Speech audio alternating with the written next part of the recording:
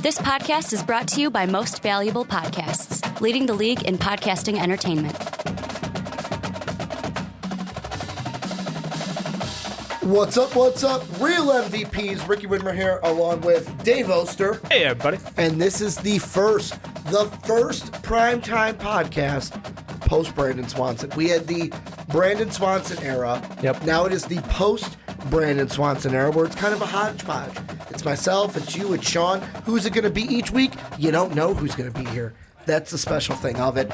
But I'm joined by Dave, and you may be noticing two things.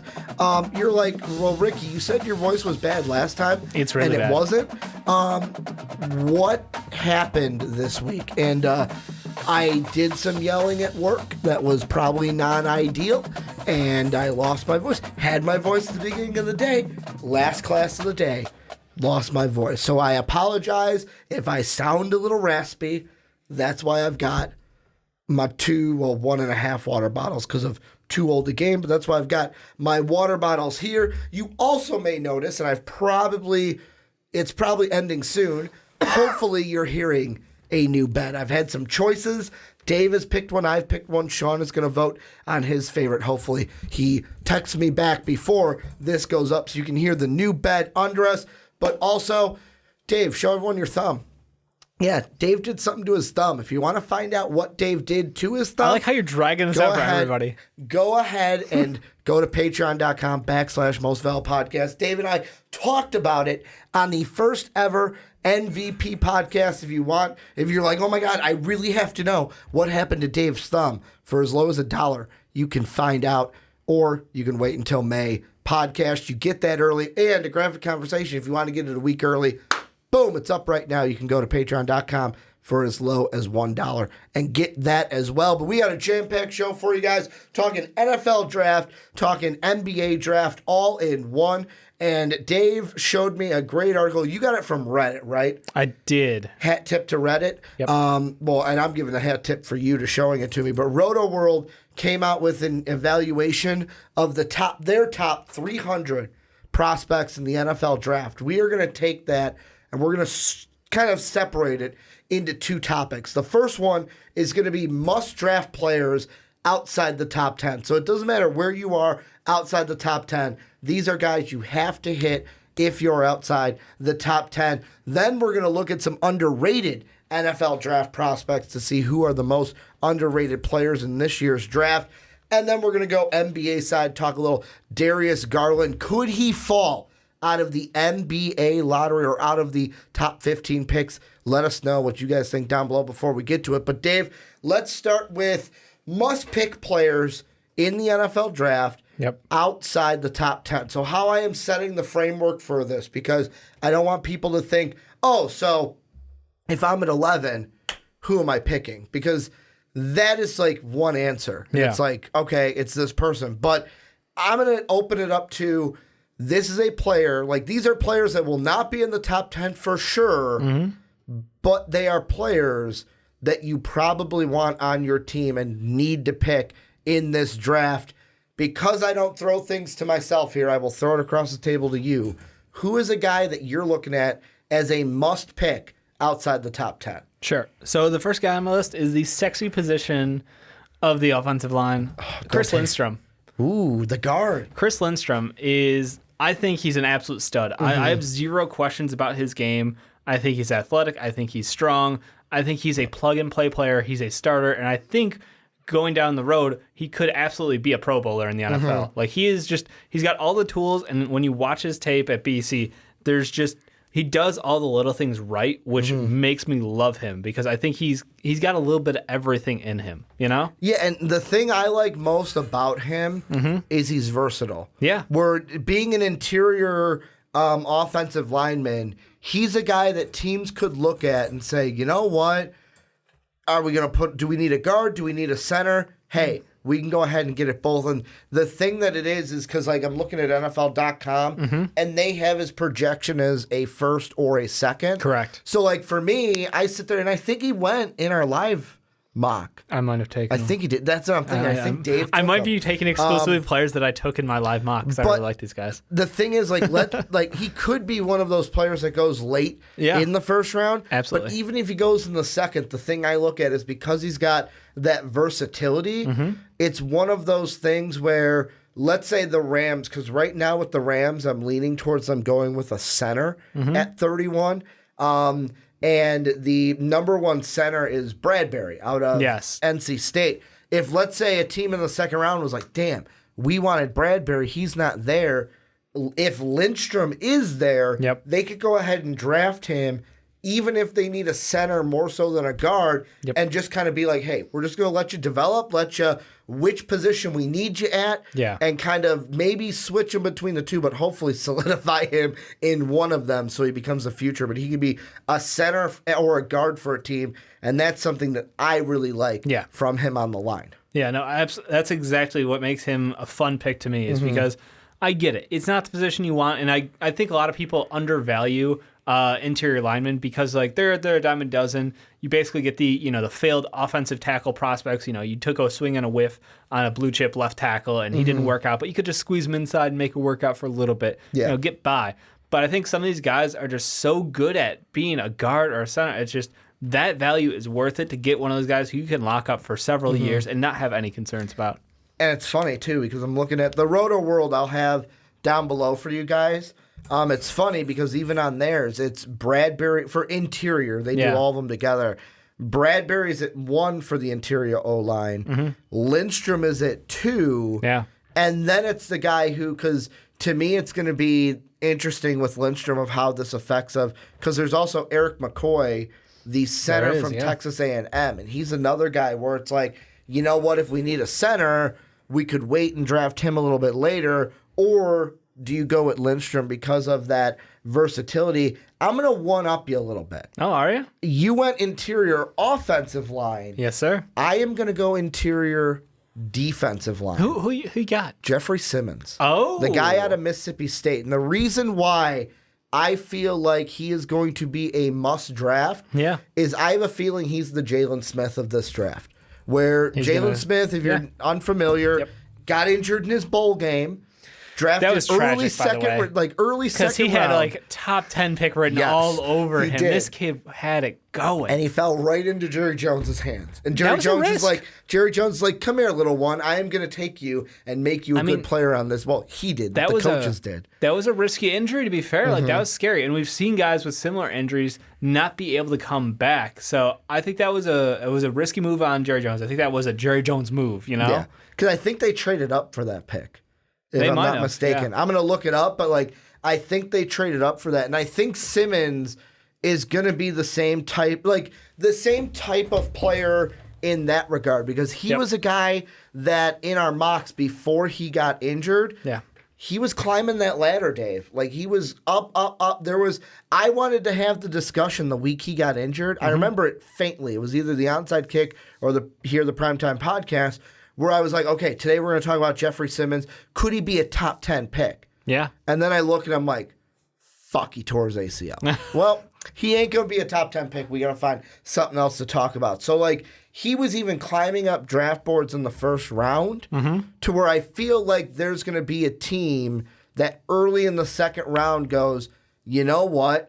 I know that his past, Sean brought up when I drafted him in our live mock of you're not concerned about the past character issues. Yeah. The thing I think highlights that is he hasn't had an incident like that at Mississippi State. Okay. He's been clean since coming over to Mississippi State. So, I mean, you can at least take that as hey, you haven't had anything. You've had a spotless record at the new school that you're at. And I look at the talent that he has, and it's because of an injury, you're going to get a first-round talent early on in the second round. I feel like he becomes Jalen Smith of the fact that should have been first round, could have been even a top half first-round pick, the first 16, top 16 in the first round. Yeah. But instead, he's going to be taken in the second round, take a year off, and then contribute to a team. Yeah, I will give him all the upside in the world, and I like to give guys a second chance. I mean, I think he's one of those cases where I side with you on this. I think he has a chance to redeem himself. It's been a bit of time. As long as he continues to do the right things for himself and for his community moving forward, not going to have a problem with character issues. But ACL tears in guys who are above 300 pounds, it's a risky game sometimes. But I think you're right. I think the talent's there. I would take a swing on him. What's your ideal range for him, you think? I would say top 7 of the second round is what I'm looking at. Very similar to Jalen Smith. Okay, so you are mocking pretty much right on. Like Jalen Smith was, because I just pulled it up. Actually, Dallas, by the way, did not trade for that. Okay. Jalen Smith was the 3rd pick of the second round. I could totally see Jeffrey Simmons being a guy that is drafted top 7, top 5 in the second round, because I'm wanting to pull up the full order to see exactly where they are. Sure. Because I look at it, it's interesting because there's teams that could, let's say Oakland goes with a pass rusher. Yeah. Well, they could take an interior lineman at 35. Yeah. Let's say San Francisco goes Josh Allen or Nick Bosa if the Cardinals go with Kyler Murray. Well, they could use an interior guy at 36. Giants could use an interior guy. The team that I would love to trade up for them is the Browns, but I don't think they trade up from 49.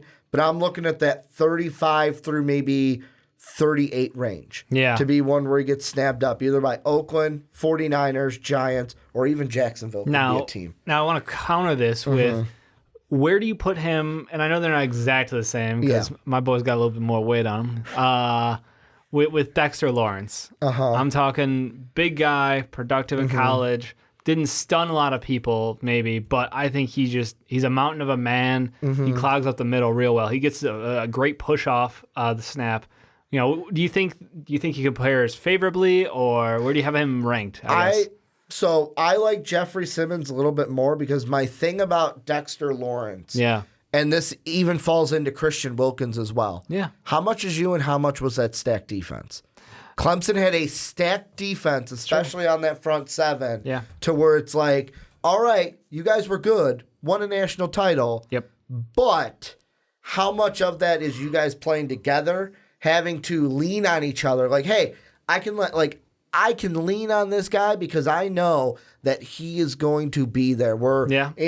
In the NFL, you're drafted to a team where it's like, hey, we're drafting you because we need you to become the guy in our line. Because especially if you're drafted high enough. Like, the good thing for Dexter Lawrence, I will say, is getting popped for the PEDs might be a blessing in disguise. Because instead of being a top 15 pick, now I feel like he'll be a bottom of the first round guy, and he'll go to a playoff team. He'll go to a playoff team, and he won't have the problem of, hey, I'm all here. He can lean on other veterans and be fine. So that's where, unless he goes like Tennessee, then it's like, well, maybe you're fucked then. Because Tennessee's got some problems, but not defensively. Theirs are more offensively. Yeah. Who's another guy you're saying is a must pick outside the top 10?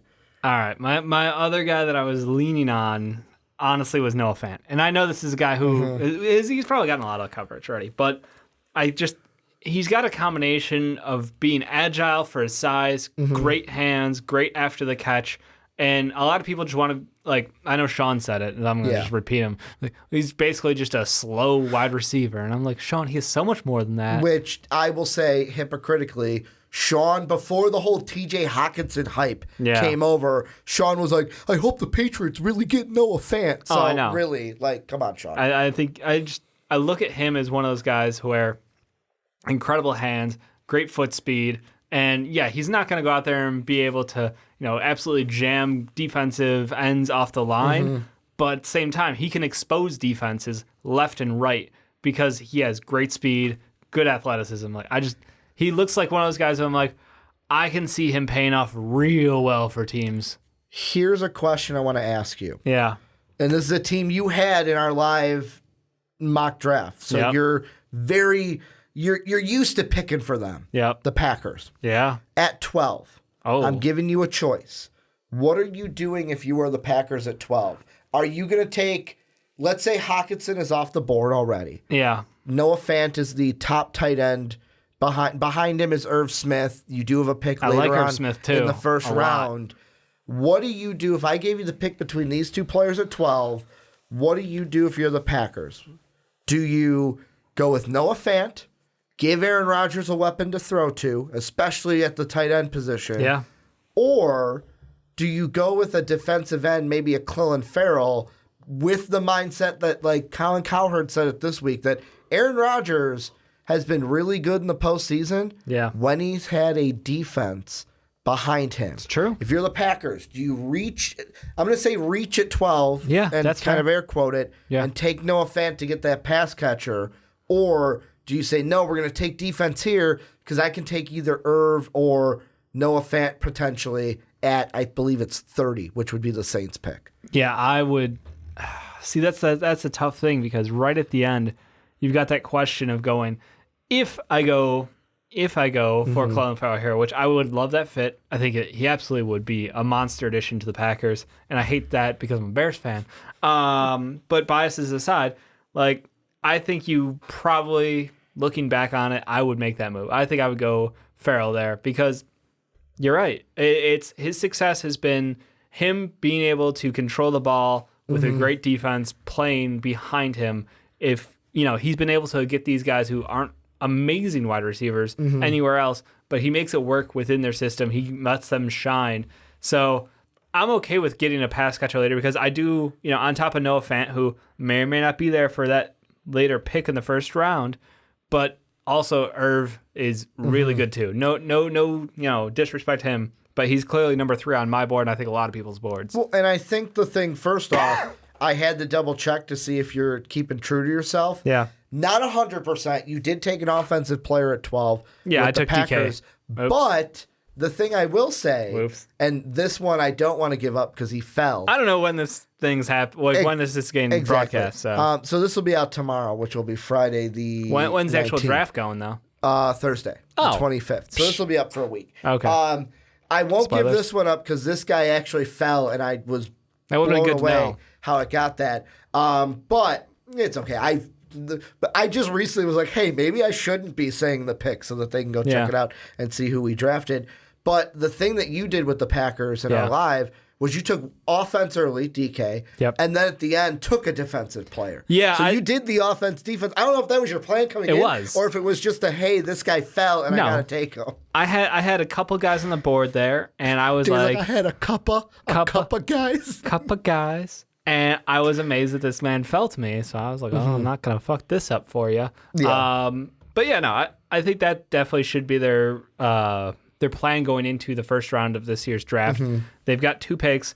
They can definitely attack both, getting Aaron Rodgers a weapon as well as shoring up that defensive line. So by all means, that would be my strategy for them. But Noah Fant at 12 might be a bit much. Yeah. And that's the questionable range. Like, I don't know. At the end of the day, that could look like a great pick in 5 years from now.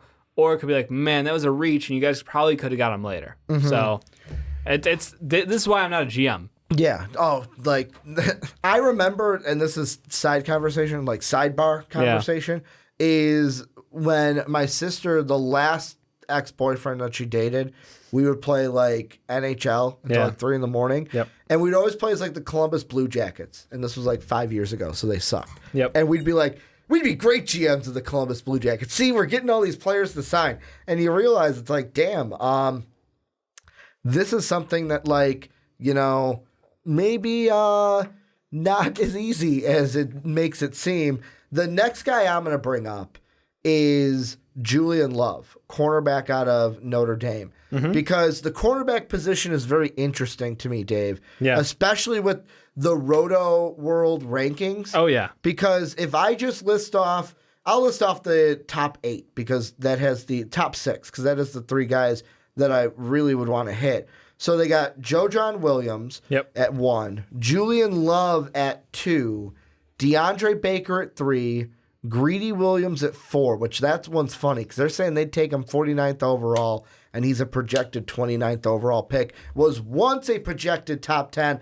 I still have him in the top 10 in most of my mocks. Yeah. Then they have Trayvon Mullen and then Byron Murphy at 6 from Washington.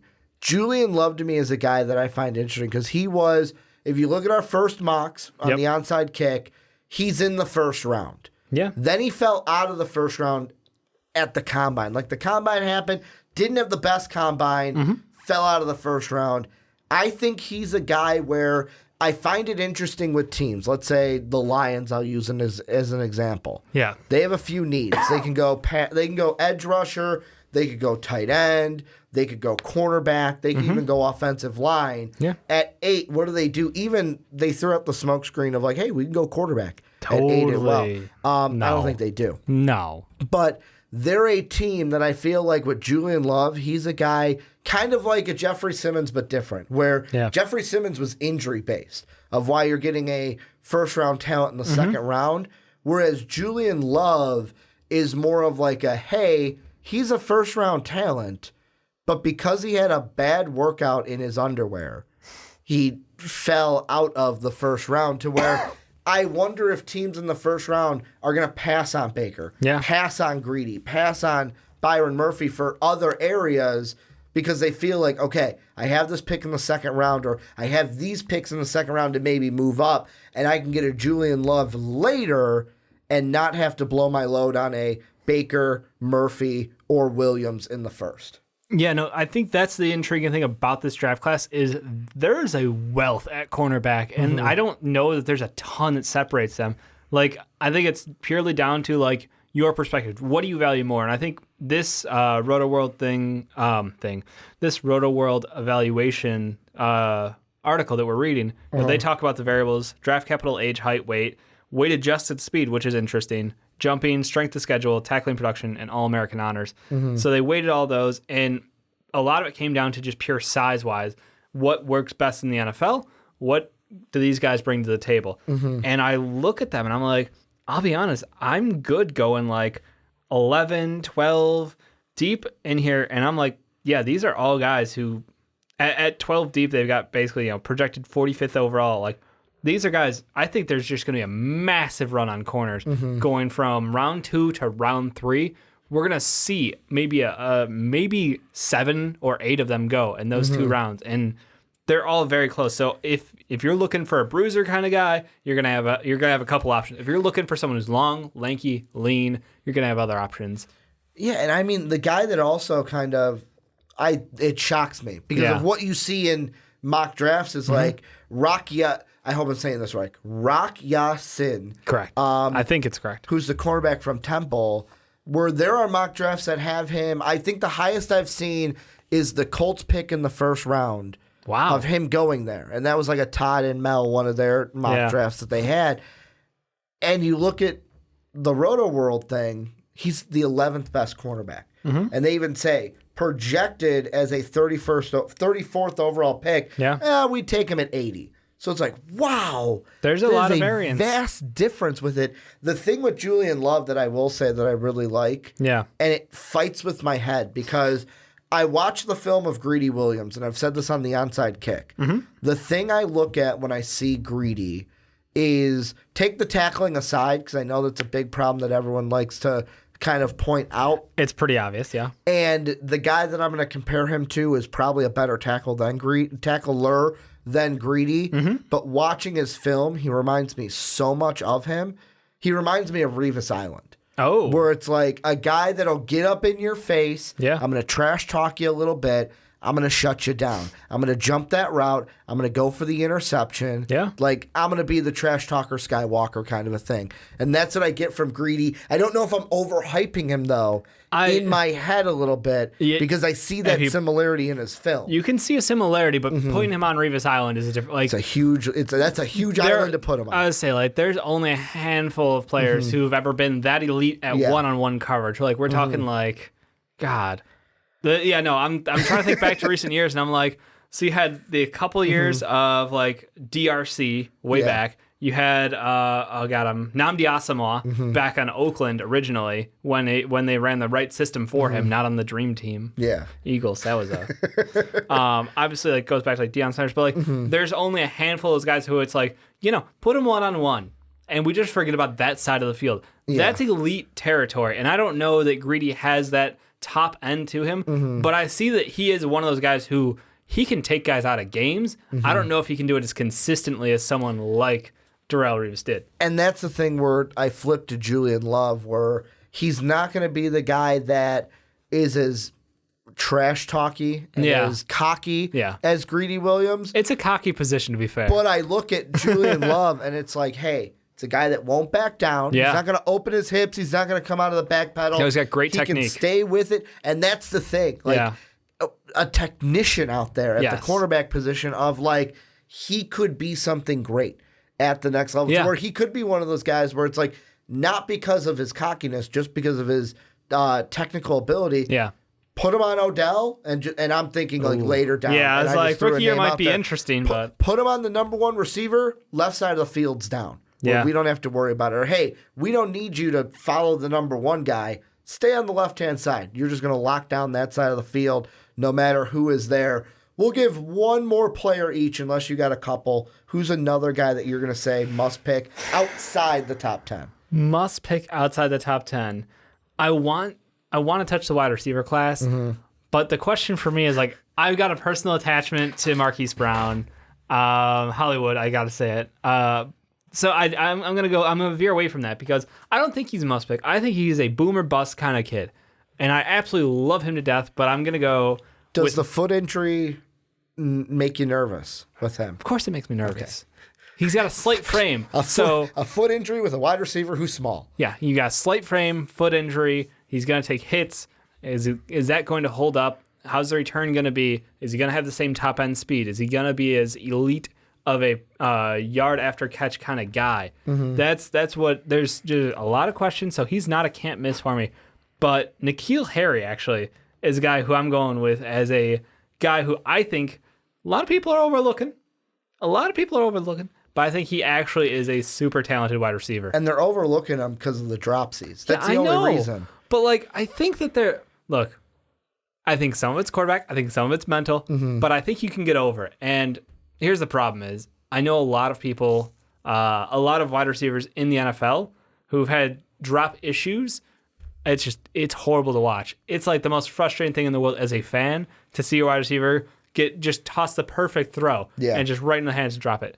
But right through and it hits him in the chest, and you're like, or right through and it hits him in the face mask. That's the worst. Where it's like, hey, buddy, it hit you in the face. Like, how did you not just put your hand, squeeze a little hard? So it's the most frustrating thing, but I also think it's something that is entirely coachable. I think it's something that you put in the hours, you will get better at it, and that's just all it is to me. Is he's got the talent. He needs to work on the little things, and this kid is going to be a stud. Yeah, and I mean, the wide receiver class in general is one of those where, because right now as we're recording this, I have not finished my 7-round mock. Which is insane. I'm going to do that tonight, tomorrow. It'll come out sometime today as you're recording, listening to this, because Friday is when I'm going to get it out. Yep. The wide receiver class is so interesting for me because it's one of those things where obviously you've got, if we're doing projected where they are, DK Metcalf, who's projected, like, could be a top 10 guy, might be just outside. And again, the guy who can't 10. perform in college at an elite level, but has elite measurables. He's really good in his underwear, man. He has elite measurables. And I'll be honest, on that podcast post-combine, I ate it up. Like, oh, no. It's impossible not to. James Harden style. When you're that big and you move that fast, holy shit. I mean, and then it's like, I also feel like Marquise Brown will be a first-round pick. I also feel like A.J. Brown and Paris Campbell will be first-round. Like, Paris Campbell's a guy I find interesting only because he's not a number one, he's not a number two. Right. But, like, I look at a team like Oakland, who has 3 first-round picks. If they see value in him in those later picks, they've got Antonio Brown, they've got Williams, so they got their 1-2. A Paris Campbell who can be a jet sweep guy. Yeah, he can cover the middle of the field real well. But also like a slot receiver to where it's like, hey, we're just going to use you. I don't know if I'd a spend a first guy. rounder on a slot receiver, I'll be honest. You don't think so? I wouldn't. I mean, depending on, like, who and was that's the last thing with one who went? Like, I have the memory of Tavon Austin stuck in my head. I know there's been people since. I've got old man memory, but like, I'm trying to think. I can't think of the last slot receiver. That was like pure slot receiver. That was taken. I love the upside of N'Keal Harry. I think that the kid has just such a good touch going after the ball. And to pass that up for someone who is a good slot receiver who, yes, he can make guys miss, and ball in his hands, he can be electric. Don't get me wrong. I think Paris is really good, but I think when you're looking at that top-end talent, come on, the amazing highlight reel-esque catches. The guy that I want to look at... It's a quarterback. I've been saving No. You're not going to mention? No. I've got mine. Okay. I've got mine. I'm talking wide receiver. Oh, okay. Just to close out the wide that's receivers. solid. Because as I was looking at NFL and their rankings, so they've got the guy, his name is McCole Hardman, who is from Georgia. Yeah. So he's 5'10", $187, and this is what they put in their overview, where they say Hardman could develop into a lesser version of Tyreek Hill with his playmaking potential after the catch. That's high praise. And at first I think about what you say with Revis Island, where it's like, let's use the Tyreek Hill comparison and leave that off to the table. You got 2 years of elite production, but, you know. Whereas I wanted to see where Roto World has him. I don't even see his name. What? Hardman is his last name. McCole Hardman. He's wide receiver 16. Wow. Because he's a small wide receiver. He's in the 47th percentile. 47th percentile, but so looking like 100 and so they're saying 123, but he's projected 101. So, I mean, within a round, basically. And that's a guy where I'm like, I see Tyreek Hill, and I'm like, I wonder what this Roto World thing says about it. But no, my guy is easy. I think that I can even throw it to you, and you could guess who it is. Do you want to say who it is? No, you go. You ride your thunder. Will Grier. Yeah. And the reason why Brandon's going to be happy because it's like, yes, this is a preview moment. I leave the show, and Will Grier still gets his mention. Yeah. Will Grier is a guy where I was like, I thought for sure that people would want to talk about him more than Daniel Jones. I don't know how. Like, I get how. Daniel Jones, you look at his frame, and it's like, he's a prototypical quarterback. Yeah. People look at Will Grier and go, oh, my God, Tim Tebow 2.0, which I think is blasphemy, Dave. Like, if I'm pulling out the Stephen A. Smith, it's blasphemy. Is it, though? Yes, because Tim Tebow couldn't throw the ball. Tim Tebow had a huge hitch to where it's like, wow, wide receivers are going to pick him off all day. Corners. And I'm he wishes wide receivers were picking those off. That'd be all helpful. Day. But I look at Will Grier, and yes, is the arm amazing? No. Does he have to work on a few things like his mechanics? Because he's not perfect mechanically. He's not. Yes. But I look at what he is, and I look at his intelligence on the field. Is he a winner? Is he a gamer? I look at, he's got all the stuff that, to quote Enzo Amore, he's got the stuff you can't teach. You can't teach that. He's got that stuff. Yeah. And I think he's a guy that I look at, and this is why I think the quarterback, like the smoke screens with quarterbacks, could get very interesting. Because I'm not saying Arizona, like he's not a guy that fits in with Arizona. Like he's got to fit with a team. Yeah. But I look at it, and Denver's interesting because if they don't get Dwayne Haskins, I don't think they take a quarterback in the top 10. Yeah. 41, though, they could take Will Grier. The Bengals at 42 could take Will Grier. The team I think that Will Grier would fit perfectly with, and this is not like a small quarterback comparison. Sure.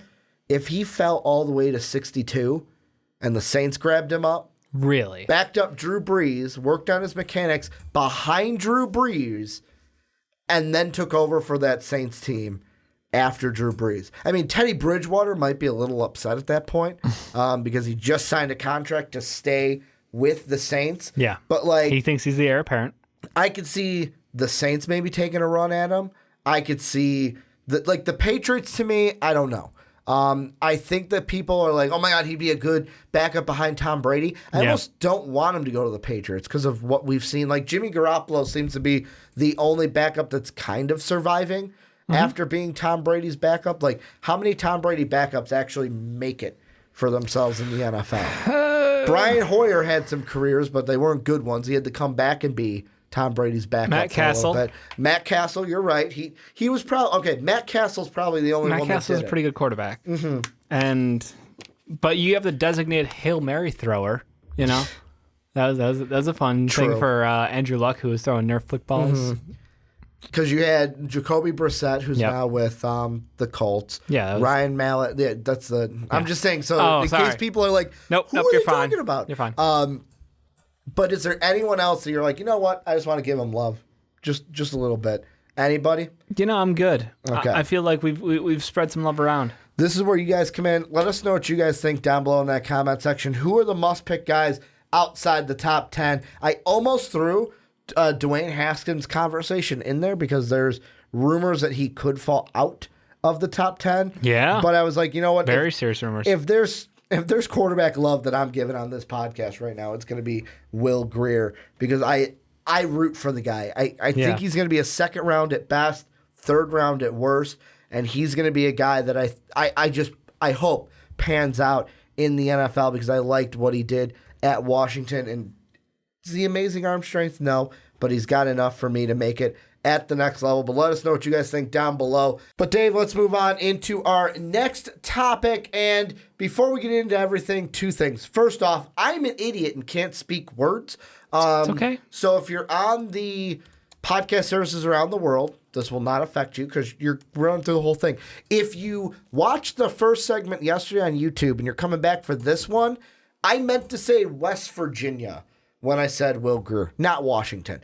Dave was like, after we were done recording the first segment, he's like, wasn't Will Grier West Virginia? And I was like, yeah, why? What did I say? And he goes, Washington. I'm like, oh, nope, that was not supposed to be what it is. So West Virginia for Will Grier. Also, if you're on iTunes and Apple Podcasts, or if you have an Apple ID, which I know 99.9% of you do, even if you're on YouTube, make sure to go over to Apple Podcasts and iTunes and give the Primetime Podcast that 5-star rating. It really helps us out, gets us into the ears of more people. So if you can go over and do that, it would be great and really help out the podcast. But Dave, we're continuing in the NFL draft. This time, looking at underrated players, which is kind of like a distant cousin to the must-pick players out of the top 10. They're related, but they're not exactly the same. Will Grier could have been in either of these segments. I just threw him in the first one.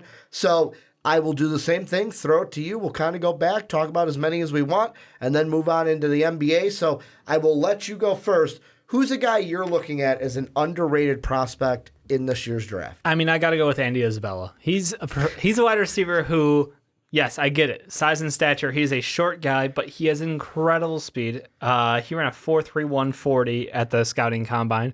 Just elite speed, good hands, finds a way to get open in space. And I think that's the best thing about it. He finds his own opening. So as a quarterback, yes, you can lead a guy, but when he can do it on his own and he's getting lost in coverage very easily, I think he is a special weapon out there. A lot of people want to make him a first-round talent. I don't think he's first-round talent, but I think he is.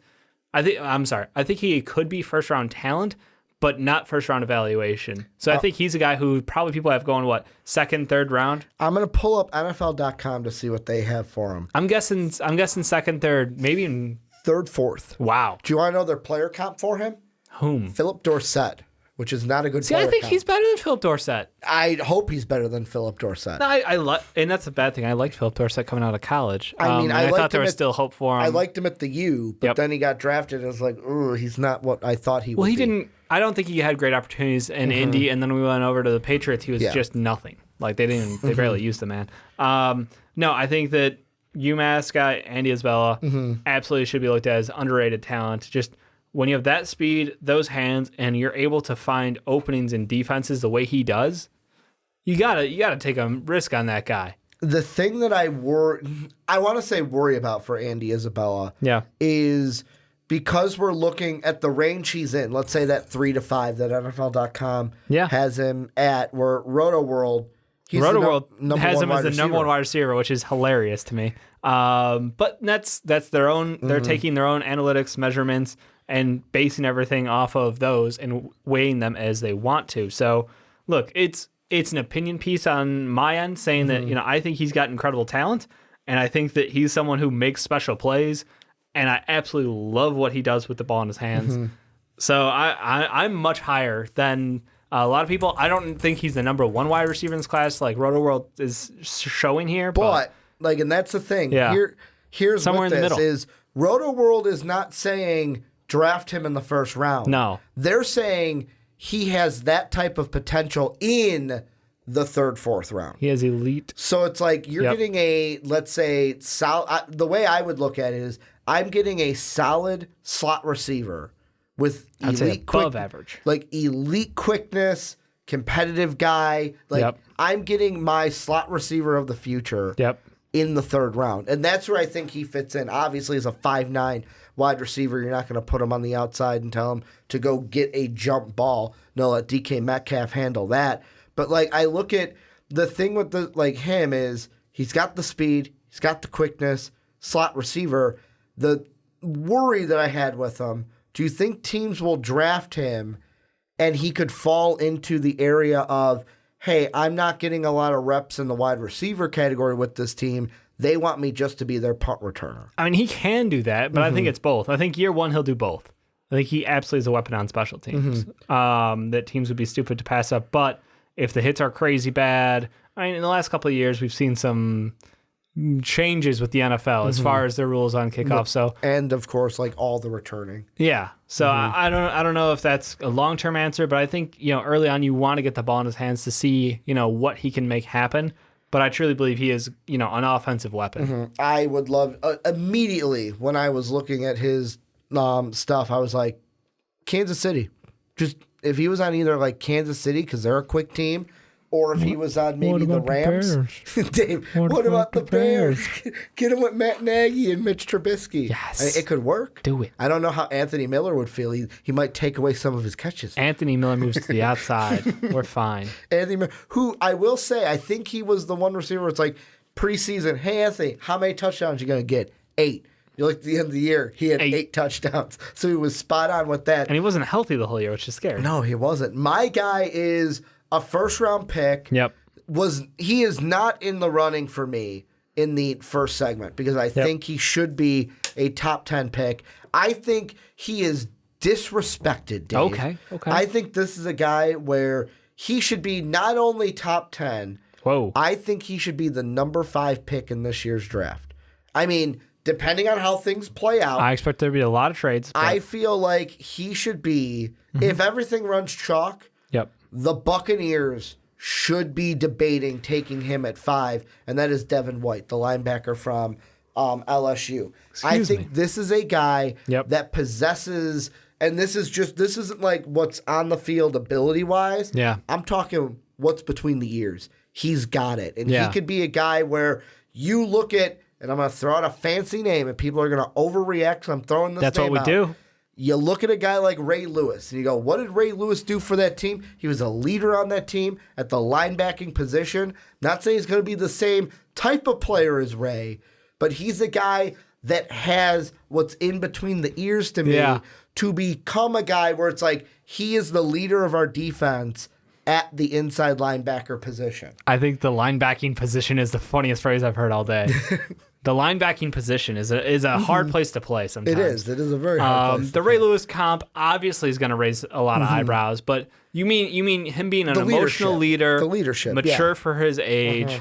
He can kind of walk in that locker room and get a sense of respect out of the guys, even though he's a young kid. Yeah. That's what you think he can walk in. And the reason why I'm saying underrated is I've even seen articles from like the giant fan bases, like SB Nation, Fansided, where they've even posed the question, should the Giants take him at 6? Yeah. Like, should they take him at 6 over a quarterback and then look for maybe a Daniel Jones at 17? Where I'm looking at that and saying, yeah, I would do that. I don't know if I'd take Daniel Jones at 17 because for me, I'm on the Todd McShay side of Daniel Jones is not a first-round pick, in my opinion. I have to agree.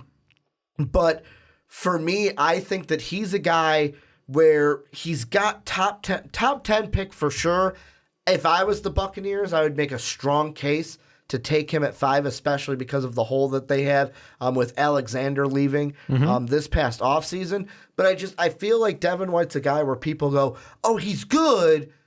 He'll be a Bengal pick at 11. He'll fall to 11. He's not going to go in the top 10 to where I'm feeling like with me, it's like, no, he should be in the argument for top 5 with the Bucs, maybe the Raiders, but the Bucs, and then maybe top 6 with the Giants. Like, other than I that, I understand. don't see him going there. Yeah, he has such good talent, and he's so consistent on the field, too. I just don't know, does he have that extra gear? You know, you talk about the leadership. The leadership, I would say, like, the stuff off the field, you know, but on the field, like, do you think that he has that extra gear where he can take over and go sideline to sideline as a guy, you know? Does he have that? Yeah. I think so. Like, just looking at LSU, that defense was led by Greedy and Devin White. Like, they were the catalyst. They were a very good for those defense, so how teams. much credit are you taking away? I would probably None? give more. I mean, if you're giving shit to Clemson players, I want to keep you honest here. And Clemson had a good defense. I would say this one's a little bit different than Clemson because, like, if I look at Wilkins and Lawrence, they literally played right next to each other. Yeah. They played right next to each other, Yep. and they had Clellan Farrell right next to them. So they're all in one area where it's like Devin White looks looks over to the side and he goes, all right, there's some space between me and Greedy here. Where they're literally just not I'm just right saying, next to each other. system, 1, 2, 3. scheme, fit. Yeah. There's a lot that goes into that defense, and I think that we've seen so much success out of LSU players To at where you're LSU. worried to where it's like, oh, he doesn't fit the Buccaneer. A lot what of Bruce it's- Arians wants to do. Yeah, that's where I was going with that one. I want to call Bruce out. Well, Bruce, I'm telling you, if Kyler Murray's there at 5, that's your pick. Because Jameis Winston ain't the future. You can't not. Because Jameis Winston is definitely not the future. Who's another guy that you're thinking's underrated? I mean, if we're talking top talent, I'm going Brian Burns. Okay. I think this kid has it. I think he is especially coming off the edge. And you saw one of the big knocks going in, everybody talked about was his weight. You know, he's a little underweight for everybody's liking. So he put on some weight going into his pro day, combine, looked solid. I don't think there's any questions about what he can do on the field. He just has a great, he's 6'5", 250, good speed. Like, there's just everything checks a box for him. And when you watch the game tape, he just gets there so quick. He gets that point of contact. He closes distance so well. And I just wonder, like, how do we have so many guys above him? Because when you watch him play, it's just like, dude is just quick. He's got speed. He's got size. He's got instinct. I think the thing that hurts Brian Burns, who I got to throw it out there because I always make this joke. Brian Burns, not to be confused with Bernie Burns of Rooster Teeth. The thing I think hurts him in a way, because I'll be honest, and I'll spoil this pick right now because my mock should be out right now. Sure. I have him 11 to the Bengals. See, I think he's a top 10 pick. Because I know we're arguing about one, but I think he's better than that. And that's the thing. For me, in the top 10, there could be so much cacophony that kind of happens there, where you've got teams like the Giants could take, let's say, like if the Giants take Devin White, then the Bengals are like, fuck, what do we do? If the Broncos take a quarterback, that's someone that's not going to be taking them. You could go Jaguars, could even go Jawan Taylor, who many people are thinking that's where they're going to go, but they could even say, fuck it, we'll go TJ Hawkinson. Yeah. Because one of the things that I've thought about with them recently is I saw a player comp where someone, like, I think it was someone on NFL.com said, oh, well, he could be like a Travis Kelce player. And I look at Nick Foles and I go, who was really beneficial to Nick Foles? Zach Ertz. Yeah. Let's give him a tight end that he can rely on. So, I mean, they could go that way. I get it. I just think... Well, the other thing that I was just going to throw out there that I think hurts Brian Burns was Montez Sweat's combine. Montez Sweat is an athletic. Blew, like DK Metcalf style, blew the roof off the building to where people, myself included, instantly put him in the top 5, top 10 after his combine performance. Yeah, no, I don't disagree. Montez Sweat looked impressive, but I just look at the production and the size. Like, he's so long, he's so big, he's tall. You're talking about Burns. Yeah. I just think that combo, and then you go look at the tape. And Montez Sweat, yes, workout warrior, sure. He's a good player. He's better than good, but like in my mind, I still have Burns above him. I think that Burns is going to have great production at the NFL at the NFL level. And the thing that I think fights this is if we're looking at edge rushers, this is how I think they'll be taken in order, not saying where. Bosa. Allen. Sweat. 1, 2, 3. Then after that, I think the conversation becomes, let's say the Bills at 10, the Lions at 9. If they're thinking pass rusher, the conversation becomes, Do we go Rashawn Gary or do we go Brian Burns? I love Burns. Gary's good, but I think Burns is an edge. Well, and the thing that I think helps Burns in that discussion is that Gary didn't have the production he wanted, and he's even saying, well, the scheme didn't fit me. Yeah. Sounds like an excuse to me. It is an excuse. He's coming out with one already. I get it. You have to defend yourself, but at the same time, like, if the tape's not there, you're drafted on hype and potential, which I get. The draft is all on potential, but, like, there's a precedence for your performance in college equaling out to what you can do in the NFL. And the thing I like about Burns, the last thing I will say, is what you mentioned, how quickly he gets around the edge. He really does. To the quarterback, because if I want a guy, and the thing that I believe is that there's two positions that are the most important in football. Yep. The guy who throws the ball and the guy who gets after the guy who throws the ball. Where did we hear that from? And it's one of those things where if you can get to the quarterback the quickest, you can go ahead and sack that guy and make sure he's not there. The Bills will be an interesting one because they got to go after Tom Brady, and Brian Burns could be sacking Tom Brady a lot, which I know many people don't do. That first step. Yeah. No, I agree. I'm going to go with a guy that I kind of feel has lost some steam since the Senior Bowl, and that's Jarrett Stidham out of Auburn. Really? He's a guy to me where I look at where he's got the arm strength, he's got the intelligence, he's an above average on the accuracy part of it. Yep. I feel like because he's not as flashy as Kyler Murray, and he didn't have as good of a season as Kyler, Dwayne Haskins, even Drew Lock's an interesting one because I like Drew Lock better than Dwayne Haskins. Yeah. Even though I feel like Drew Lock's a guy that has to sit behind somebody. He definitely does. I look at Jarrett Stidham, and I look at him being a guy where it was Damascus who hit me up on Twitter, as he always does. I love Damascus hitting me up with all the questions, either WWE, NFL, NBA.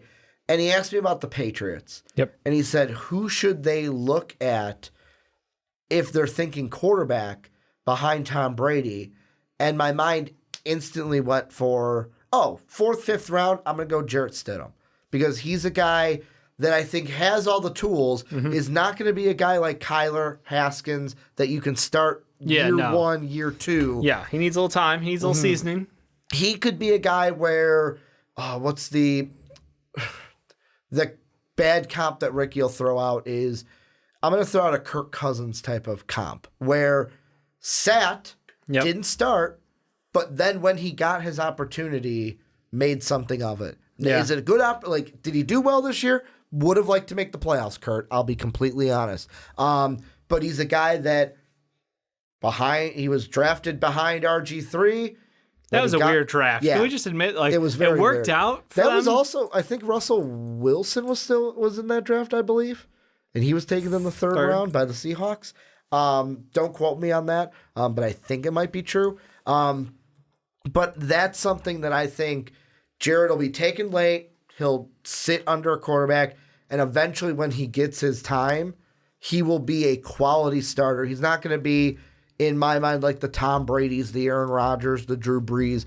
He could be like a Matt Ryan type of player where it's like, hey, we've got our quarterback. We don't have to look for a quarterback, but he's not a top 5, tier 1 type of QB. Did you pull up that draft? Yeah, you're correct. Okay. I just remember, the oof was the Brandon Whedon. Yeah, I forgot that was the Brandon Whedon draft. That was the Cowboys. Draft. Not the Cowboys. No, that was the Browns. The Cowboys thought about it, and then the Browns took him. The Cowboys took him later on in his career. Yeah. But he was not a young man. Jerry really wanted him for... just a ton of talent. Kirk Cousins, Nick Foles, Russell Wilson, Brock the Cock, Ryan Tannehill, Robert Griffin, Andrew Luck. I'm sorry, it wasn't the Patriots. It was the Eagles. He said, should the Eagles draft a quarterback? I said maybe in rounds 3 to 5. Yeah. And Damascus said who? And I said if they do, I'd watch for Jarrett Stidham. And I put a gif of Stidham doing this. Just pointing to himself like, me, draft me. Nice. Who's another guy that you think is underrated? Probably Darnell Savage. Okay. He's somebody, safety, very, very good player, and I absolutely love his aggression. I think he's just one of those guys you're going to pick him up, and he's the guy for the next decade. I don't expect him to...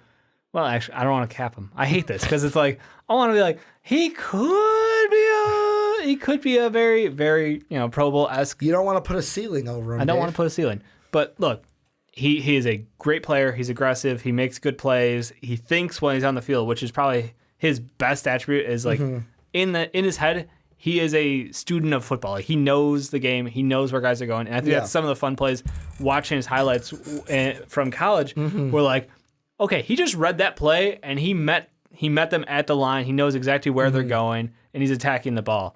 I like his attitude. I like how he plays. And that's the thing, like, I really like is the makeup speed of like what you just said. Hey, he read that play. It looked like it took him a second to read it, but he's got the speed to catch it up to where it's like, if he read it right away, that might have been a pick. Oh, absolutely. That might have been a pick. He might have been taking that ball down the field. The player comp that NFL has for him is LaMarcus Joyner. That could be interesting. Dave's like, I don't know. Dave's like, that's kind of high praise. It could be interesting. Because they have him as a projected second rounder. Yeah. I think they're the problem is safety is so interesting this draft too. I was gonna say it is all close. It's all jumbled up, and it's very much a game of like, what are you looking for? Somebody who's gonna lay the boom? Are you looking for someone who can be a great run stopper? Taylor Mays all day, every day. I love Taylor Mays. That boy's USC highlights. Taylor Mays, if he was in this draft, I would avoid drafting him just because of the rules in the NFL. You can't. That's he would banned. be fined and penalized so much. He laid the boom. He can cuss kids so often. But no, I mean, like, you've got to look for that versatility. Someone who can stop the run, but also able to pick up coverage midway through a route and understand where he needs to be on the field. And I think Savage is one of those guys where he gets it on both sides. He's able to go up there and meet them, but he also can drop back in coverage and pick up guys when they come through his zone. So I look at him as a complete package at the safety position. See, and the thing, I'm going to take your safety and raise you another one. All right. Chauncey Gardner. Chauncey Gardner Johnson out of Florida.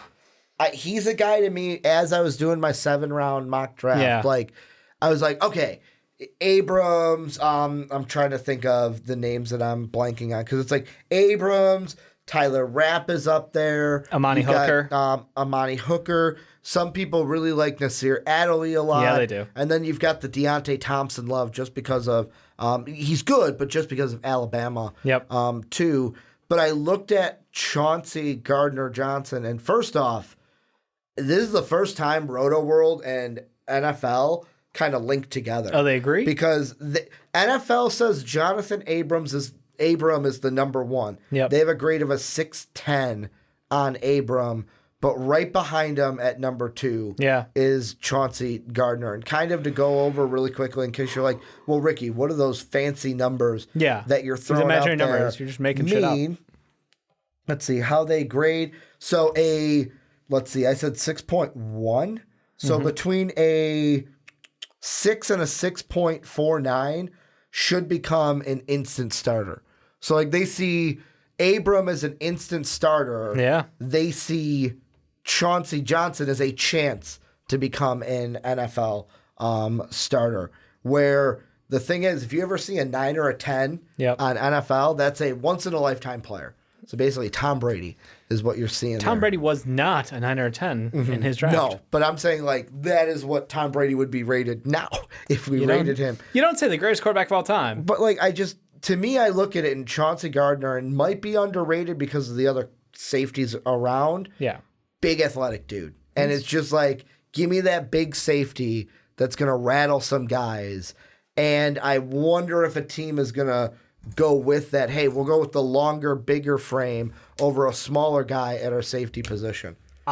It's an attractive prospect. I don't disagree that he deserves to be right at the top. I don't know. I personally don't have him as my number 2 safety like NFL does.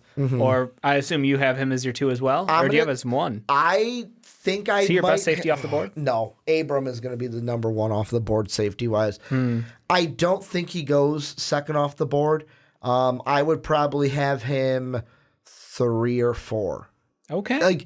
And I'm not saying big board, I'm saying mock draft style. We're a team, because that's the other thing that fits in mock draft style is, let's say you want a guy like a Taylor Rupp. You want a guy like a Savage who's a smaller guy. I want that at my safety position. compared to the big frame. There's that too. Like even with offensive tackles and guards, it's like, well, I want a guy who pass protects better than rush protects. I'm not going to go with this guy who's a rush protector. I'm going to go with a pass protector to protect my quarterback. Do you have any more that you think are underrated in this year's draft? All right. I got one, and it's for what I sort of was making fun of this group to begin our... No, I think it was off the air. Yeah. I'm going with Darrell Henderson. Okay. I think he has an it factor to him. He's going to get the ball in his hands. He's going to make some special plays. He's not the quickest guy. He's not the strongest guy, but he's a small package. He hits the holes, and he gets outside, and he goes, and I absolutely love it. So I look at him, elusive back. He's going to be a third down back kind of play. He's not going to be like a bell cow workhorse kind of guy, but he absolutely is going to get picked. I'm guessing third round. But man, I just think that I see weapon. I absolutely see him being a great weapon for a team. I almost want to raise you a running back because I wasn't going to say a running back, but because you said one, I'll use my last one as a running back. And this is a guy that has taken so much heat since the combine. Had a horrible combine. Like Brandon Swanson, when he was on the PTP, was like, I am in love with this guy. He's a top 25 guy. He's climbing up my boards. He had him climb. And then the combine happened, and Brandon's like, I can't have him in my top 25 anymore. Like, I can't realistically do it. I have a feeling David Montgomery will have a Mitch Mitchell situation here. Does he prefer Dave or David? He's one to me that I wonder, bad combine, but could he be a solid pro in the NFL? Because we're going more to, yes, we have guys like, I look at Mark Ingram who run it up the middle. Oh, yeah. But we're seeing a lot of guys of, well, do you catch the ball too? Because we use you in the pass game, and he's a guy that you can use in the pass game, I believe. Yeah. Where it's like he's not just a guy that, hey, I'm going to give you the ball, go up the middle. No, he's a guy where I know that he's had some drops in his time, but he's one where it's like, hey, he can be a pass catcher outside. And for a team, let's say even like a Matt Nagy, a Andy Reid type of team, you're going to want that instead of, or even like, let's say the Eagles, because they need a backup behind Jordan Howard. I almost said Jordan Hill. Jordan Howard. Darren Sproles coming back again. And Howard is the answer. A pass catcher. No, he's got stone hands. Dave Montgomery could be that pass catcher for him. I think he'll be good in the NFL, and people will forget about his combine. Would you take him over Darrell Henderson, though? I would. Henderson's a monster production. I would have to think about it because the running back position to me is it's unique because I think Josh Jacobs is the number one off the board. After that, you can make a case to take like any of the guys after him. You could make a case for like Montgomery, Sanders, Harris, and Henderson. Yep, you can make a case for any of them. To be like, yeah, well, I went with Sanders over Henderson because of this. Oh, I went with Montgomery over Sanders because of this. You can make a case for any of those guys, but I feel like for some reason, Josh Jacobs is the number one number one running back off the board. He's a complete package kind of guy, and I feel like it's almost boring, you know? Like he's Mark Ingram 2.0. Yeah. That's how I see him. Yeah. How valuable is Mark Ingram right now? I mean, if you've got and that's the thing. If you've got an Alvin Kamara, you can have a Josh Jacobs and be exactly that's why I wanted Darrell Henderson. Yeah, dude's electric. I gush. Go ahead. This is why I love this. The underrated. He doesn't get the respect, Dave. Give him the respect. All he does is score. All he does is put up stats that put him in line with some of the best running backs in college history as far as yards per carry, total production, like ridiculous fucking numbers. I get it. Memphis fans will be glad. You're welcome back to the family barbecues too. I am fucking with Memphis. Yeah, wow. Crossing sports here. I get it. He's a smaller guy, and people want to limit him based on that, but he absolutely has so much production that I'm just like, there's no way this doesn't translate. I love the number one bullet point for NFL. His home run hitter. Doesn't even begin to describe his explosive production. That's hilarious. I mean, and that's a guy where if you can have that type of guy in the backfield, Hell yeah. That is so valuable. It's more, I would almost argue that's more valuable than like going out and getting a bruising big back. Because you can pick those guys up. Those guys are free agents. Well, you can go get somebody who's just a big back who can get you 3 yards a rush. And it depends on what your team has. If I already have an Alvin Kamara, I'm not going to look for a Henderson. But I agree. If I have a Mark Ingram, like the Ravens, I may look for a Henderson later on. That would be interesting. Like, could you imagine Lamar Jackson with Henderson? That'd be interesting. Like, that would be cool. Some option plays where you're damned if you do, damned if you don't. They have a 3 option of, am I going to give it to Mark Ingram up the middle? Is Lamar Jackson going to keep it? Or is he going to flip it to Henderson? Yeah. So I think he's a fun one. They could just get a wide receiver and they'll have a full offense. But this is where you guys come in. Let us know what you think down below in that comment section. Who are some of the guys that you think are underrated in this year's NFL draft? But Dave, let's end the podcast going over from the NFL into the NBA. And you know what? Just because we are talking NBA, I'm going to pull up some scores here because I haven't checked them. I want to see for myself. I know that the people, they already know what happened. Oh, damn. Philly's only up 7. It's 97-90. What's the clock?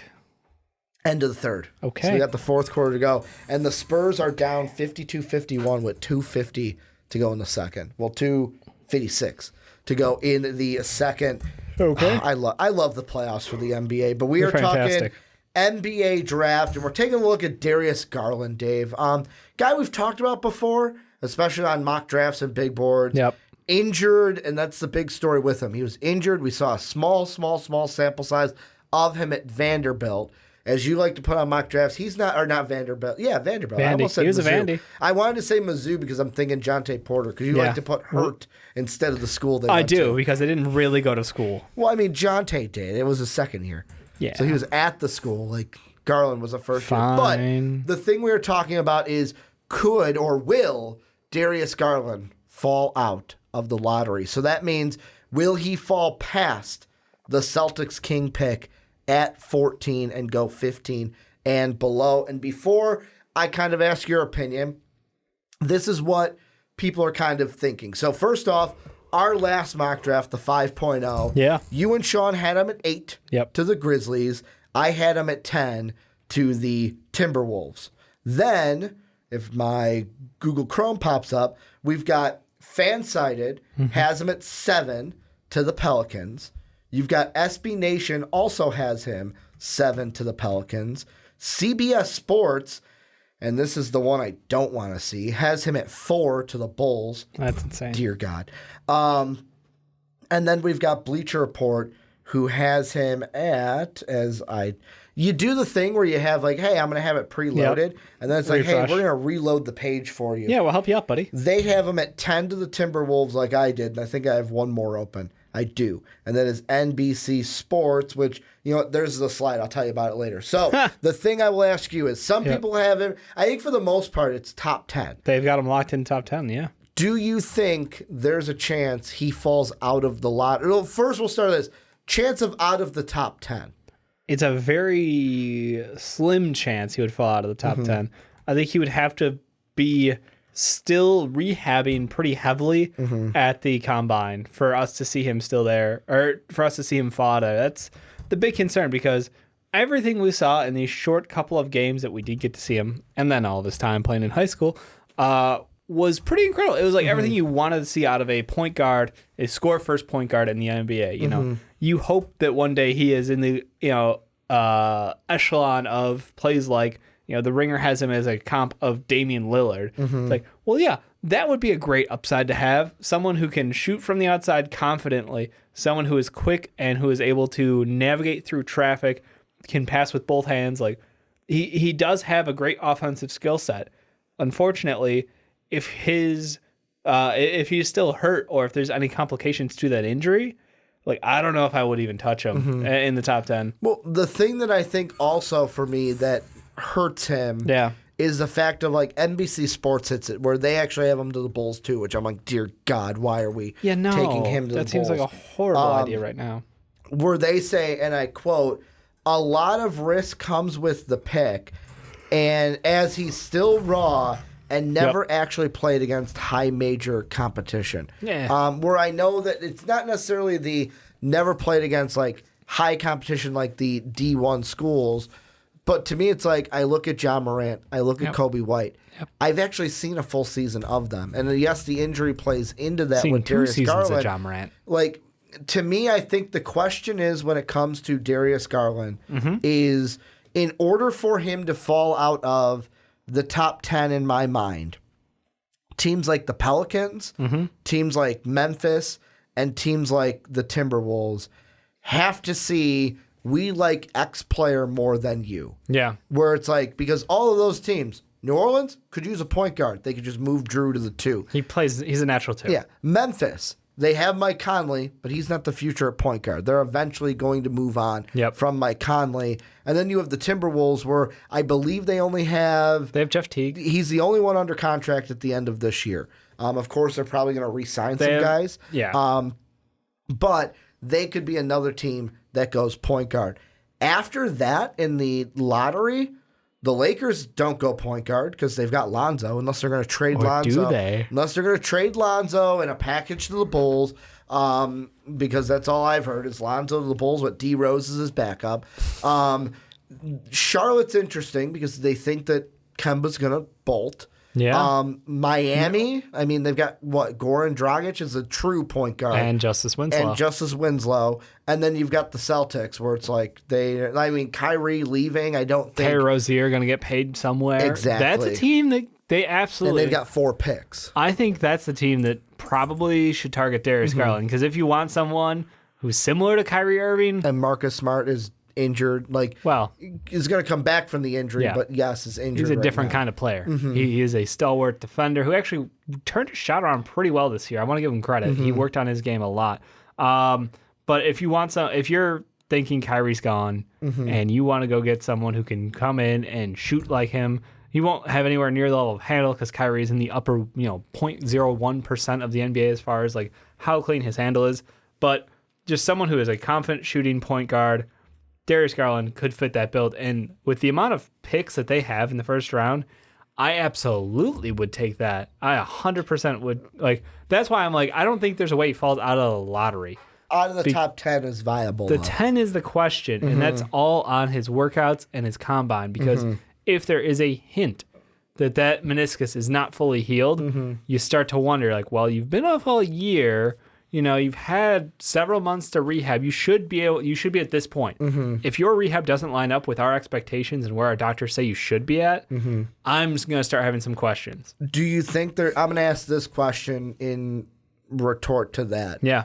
Let's say, for all sake of the argument, he goes to the combine, either as a bad combine or also the medicals are not ideal. Slow. Do you think, if you're Darius Garland, what is the pressure point to where you do what Jonte Porter did last year? Of 0. You know what? I'm coming back. 0. Even if you're if they say, you know what, you're probably going to be out of the lottery, 0. you still go into the NBA. 0. Is that just because 0. you are a staunch defender of I don't care where you're drafted, go to the NBA over go back to college? Or is that because you honestly think that, hey, you know what, going back to college would not benefit Darius Garland even though he's injured? I don't think it can benefit. I don't know that he would benefit a lot from going back to college. I mean, yes, you could potentially improve your stock, but you could also expose a whole lot of weaknesses in your game. I mean, look at Jonte. He got re-injured too. Short sample size, and everything was fairly positive about him during that time. He had a great shooting performance. I think there's everything to love about him in that you just go take the paycheck, get paid at the NBA level. I can't see a world where with all the picks that the Celtics have, and technically they only have one lottery pick at the moment because that Sacramento pick, right? Yeah. That'd be their first pick. So the only one that they will get is if Memphis falls one pick. Okay. If they fall from 8 to 9, they get the Memphis pick. That has a real chance. So I think if either one of those happen, I think that's where he's pinned in. Those are his worst case scenario is getting picked up the last pick of the lottery by the Boston Celtics.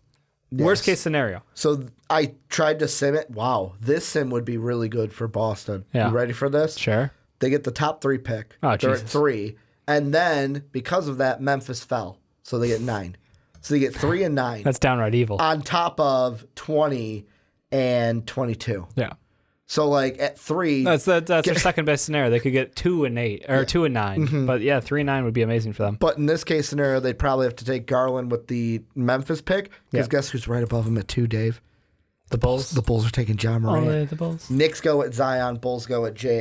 And then I don't know. Celtics go with then RJ. Yeah. At 3. I mean, more wings because that's clearly the answer. More wings, and then you've got Washington would be at 4. Or they can trade capital, do crazy things. Who knows? But the thing with me, if we're looking at it right now, and of course teams that could move around, Yeah. to me it really depends on those first 3 that we talked about. Mm-hmm. And I don't really like looking at my mock draft from our 5.0. Yeah. I don't know if I am the Grizzlies and the Pelicans. Yep. If I take a chance on a point guard, because I look at to me, there's more value on the board in the top 10 that I would go ahead and take. Like for the Pelicans, I had them go Brandon Clark. Yeah. I would take a Brandon Clark over a Darius Garland because I've seen what Brandon Clark is done. Right. Plus with the Pelicans, the 4 and the front court is a big area of void. They could have guys leaving, Anthony Davis situation. Yeah, why would I draft like a 22-year-old to fill in? Why not take a gamble of the dice unless you think you're going to reload with Brandon Clark, Drew Holiday, and I like Brandon Clark. I'm not a guy that's afraid of he's old, he's an older player. I'm coming around on that. I am fine with taking an older guy with what I've seen. Do you think his ceiling is anywhere close to what Darius Garland could do? See, and that's the thing. Because Brandon Clark is a positionless player at this moment. The thing with me with Darius Garland, and I mean, many people are going to be like, well, wait until the combine. Exactly. Yeah. We got to wait until the combine. But until then. There's so much, the injury scares me. Yeah. Because let's say the injury is fine, but he's not the same player. Right. He relied on his speed to get to the basket. That first cut of his, I have to wonder, does he lose a step? Does he lose half a step? And that half a step will affect his draft stock. You're not just he's a little slower. And he's not a guy that's going to rack up the assists in general. I think he can. But he'll have to change his game to that, I want to say. If the knee injury affects We saw 5 games. He was fine as a facilitator in high school. But I'm saying, and I'm, of course, in my mind, you're projecting. Thinking Ja was a guy where it's he averaged 10 assists in college. And that's what I'm thinking. That's never been done before, I want to say. I think it's been done before. Has it been done before? At a top, I'm a basketball reference. But that's the thing with me of if you were Darius Garland, use a word to describe him. Scorer is what I'm going 100%. with. And if he loses a step because of the injury, even if the medicals are fine, I feel or if the medicals aren't alarming, I should say, because I want to say people are well, Ricky, if you're saying they're fine, how would he lose a step? But I feel if he loses a step because of the knee injury and he's not able to score like we thought he would pre-injury, that might affect my decision with that. And for the Pelicans, why I had them go with Brandon Clark. For the Grizzlies, with that, it was a situation where I had Jarrett Culver fall. Yeah. And at that point, it's I'm taking Jarrett Culver there because I already got Mike Conley. Plus, you got the big domino of, some people think he's a top 10, some people don't. But you have Bol too that could be thrown into that mix. You do have guys like Romeo Langford that I've seen in the top 10, although I didn't have him in there. You and Sean had Jackson Hayes in the top 10, to where it's there's so many guys later on in that top 10. I'm going to say 6 through 10. Right. Where we could kind of mix it any way you want. Some people value other positions over others. Totally has been done a bunch of times. What? 10 assists in here. This is the first time recently that's been done. Does it say Avery the last Johnson, time? though. Was he the last one? No, but I forgot how good of a passer he was in college. His coaching career is all that comes to mind. But yeah, no. Sorry. But that's the thing where I wonder if he loses a step. Will he have to adjust his game even slightly to be more of a facilitator than a dynamic scorer? No, I don't think he does. I think the shot's there. Unless his elevation is completely gone, his shot's there and it's beautiful. So I don't think he loses any confidence in that shot. If it was a shoulder, I would be concerned. If it was elbow, absolutely concerned. Hand, anything upper body, I'm concerned. But meniscus, like if his lift is there, I think he's going to be fine. Here's a question I want to throw out, and I don't know if this is too rough to ask this question. Sure.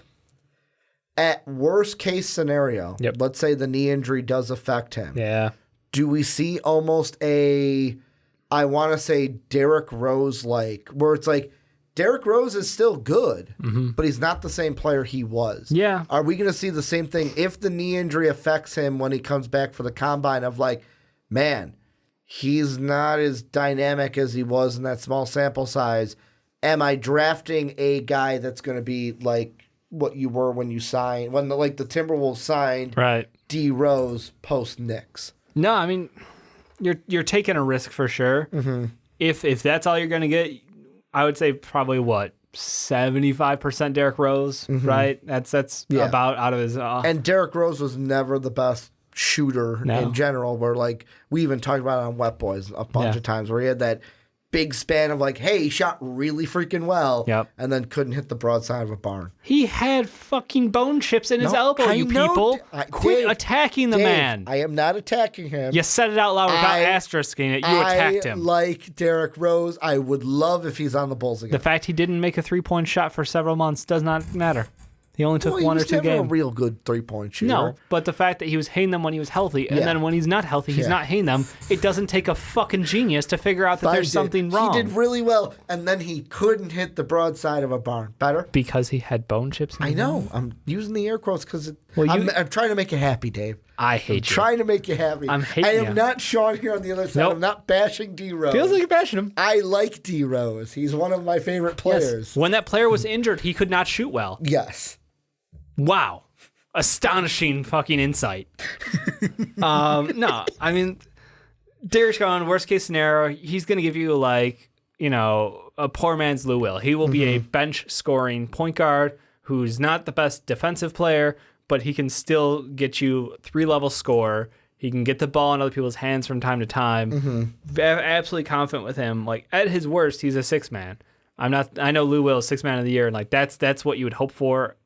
Best 6-man in the game is Lou Will. So as absolute best of his, if he's coming off an injury, not doing so hot, that would be the guy who I would want him to mold his career after. Do you think, kind of to end this, 2-part question? Sure. Number one, what's your prediction of how he's going to look at the combine? And then prediction of will he fall out of the top 10? And if he does, where does he go outside the top 10? I think he'll look pretty good at the combine. I don't know that he'll do all the drills. I think he protects himself and only does like some stuff in private workouts with teams. That's basically Michael Porter style. Yeah. I mean, Michael Porter's injury is much worse. Yeah. But like he was one where it was like, I'm not going to do, I don't think he did anything. And he was just like, I'm going to meet with the doctors and do stuff with teams. Yeah. That's all I'm going to do. I think Darius benefits a lot from keeping himself out of a lot of the drills. Those can only hurt him at this point. Don't let other players. Don't do the cone drill. Yeah.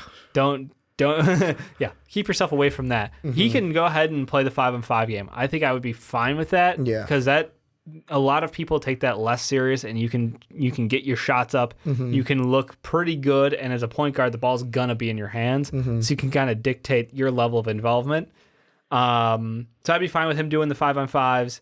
I think he should avoid the smaller drills and go for the individual team workouts later on. That's how this man makes his money. There's a real chance that he goes pretty high in this draft because of just the team's in need of a point guard. I'm sorry. Like the Bulls and Suns both want a point guard. One of those two teams is not going to get them. And not going to get Ja Morant. The rumor mill is the Bulls are ready to trade up for Ja. So if we're willing to trade up, that means the Suns could be willing to trade back, or if they get screwed, or Suns, as we like to call it here on the podcast. I love how we have two things. It's Kangs getting Kangs and Suns getting Suns. Kangs do Kangs things. I can't help it. They do. They're just they lack all logic at times. Like firing Dave Yeager. Like, hey, I'm going to meet with Dave Yeager to fire him. Hey, I'm not going to go to that meeting now, guys. Yeah, maybe announce it before you fire the guys. Maybe the wrong move to do there. Point being, I think he will go top 10 just from a pure need standpoint. I think it'd be really intriguing if the Boston Celtics got that pick at 9, because it's basically like if the Grizzlies could take him at 8, like you said, the Pels at 7, they're definitely real teams. Or if another team wants to move up to get him, because I'm thinking move up or move back. If I'm the Suns and I get pushed to 4 or 5, then I'm like, all right, I can back up a little bit. These teams don't need it. Maybe I can add a little bit of value for next year or the year beyond that, help bolster out this roster in the future, because they're always rebuilding. Yeah, that's my scenario. I think that he stays top 10 unless he has an asterisk on his medicals or he has a horrendous workout, in which case he falls to 13 or 14 to the Celtics. Yeah, Celtics are at 14. Yeah, so he falls to the very end of the lottery, and the Celtics just laugh like that evil, Methodical or mathiacal, is that what I'm looking for? Basically, evil laugh is what you're I'm just going evil. Do you think, bonus question here, Sure. if you're the Hornets, do you think about it? Hell yeah. If he's I think there. Kemba might stay, though. I'm on a weird, I've been flip-flopping on this, and I think Kemba might stay, but if you want to build around Kemba, that's fine. He's already in his prime. I would not take him then, but if you've got even a shadow of a doubt in your mind, take Darius Garland. Yeah. It's a no harm, no foul play. Because worst case scenario, what? Tony Parker, the 40-year-old point guard, is going to be your backup? No. He did a great job this year, though. But you need to start building for the future. You've got a bunch of young talent at the 2 and the 3, potentially with Bacon, Monk, and Bridges. So I'm all for, go ahead, get a guy on the bench who can score for you. And if Kemba decides to leave that summer, you're not completely screwed. I'm telling you, though, if he falls out of the lottery. Yeah. Who gets lucky? How basically, we'll use the word lucky. How lucky would Detroit or Orlando get? Oh, my God. We can make the playoffs. And wait, you're telling us we get a chance to draft Darius Garland? It would be... Would Orlando take a risk on a guy? They've already got Markelle Fultz, who you don't know if he'll ever play. Yes. But you take Darius Garland. Yes. Injury concern. Yes. I think they would. I would too. I mean, DJ Augustine is balling out in the play, or balled out game one. He's at the supernova of offense. Terrence Ross. No disrespect on that man's name. Could be getting a wet boy this I love week. that I called that, by the way. Dude, I listened to the podcast. He's like, Dave, you're right. I am the supernova of offense. I'm glad I gave him some reassurance. He's a good player. But, you look at both those teams. Yep. If Darius Garland, for any reason, falls out, Detroit could be looking there going, Detroit would be amazing. You know what? Reggie Jackson is not... Sean You're hates stuck on Reggie a contract, Jackson but yeah. with the He really Pistons. does. But it's Reggie Jackson, after next year, is up on that contract. Yeah. And then you have the Magic, who we always... when the Magic were in the top 10, it was You're the Darius Magic, draft a Garland. point guard. Yeah, Darius Garland is there. The Markelle Fultz thing is interesting, though. I hope that kid comes back and is a monster. I really do. You know what? Now that Now that he's off in the Sixers? Orlando, I'm really pulling for him. I've been rooting When for him he was the whole in time. Philly, I was like, he's a bust, pulling out the B word. Now I'm like, hey, man, Markelle, let's go out and ball, man. I think they've gotten to the root, I maybe. have a weird soft spot for the Magic. Maybe it's the Disney logo on their jersey. Yeah. I just have a weird soft spot for them. I was rooting for them so hard in Game 2. Yeah. And then they got blown That's out tragic. to where I was like, fuck. Yeah. I Isaac really could not wanted hit them the side to of the win. barn. Plus, I would really like to see Nets and Magic in the second round. Oh just my to God, that'd screw be with amazing. everybody. The NBA would hate them. Messing with everybody. But any final thoughts on Darius Garland? This kid's range is so wide. He could go 4. Yeah. He could absolutely go 4. To the Bulls, and then both of us Bulls go. or the Suns. Either way. I wouldn't take him if I was the Bulls, but that's a different conversation for a different The day. Suns with Darius Garland would have no defense in that backcourt. Just 2 turnstiles. But man, think about that offense. It's They thought double they the were offense, they none thought of the they were defense. getting Dylan Brooks. They got Marshawn Brooks. They said, no trade. No trade. We don't want Marshawn. We want Dylan. Oh, my God. But to answer the questions I gave for you, Yeah. I agree with you with the combine. Yep. Limited stuff, mainly working out with teams. I'm going to be bold and say he falls out of the top 10. I don't think he's going to go in the top 10 right now. That could change after the combine. Wow. But I don't think I would love for him to fall to Detroit or the Magic just because. Oh, the story would be amazing. That would be It would write cool itself, for them. yeah. Hey, we make the playoffs and we get him. But I think right now I'm going to put him 11 to 14. Okay. In that range, not going to put an exact one, just 11 to 14. But this is where you guys come in. Let us know what you guys think down below in that comment section. What do you think about Darius Garland? Do you think he'll be a for sure top 10 pick? Is he a for sure lottery pick? Is there a chance he falls out of the lottery? Let us know what you think down below in the comment section. Also, Dave, show him that finger again.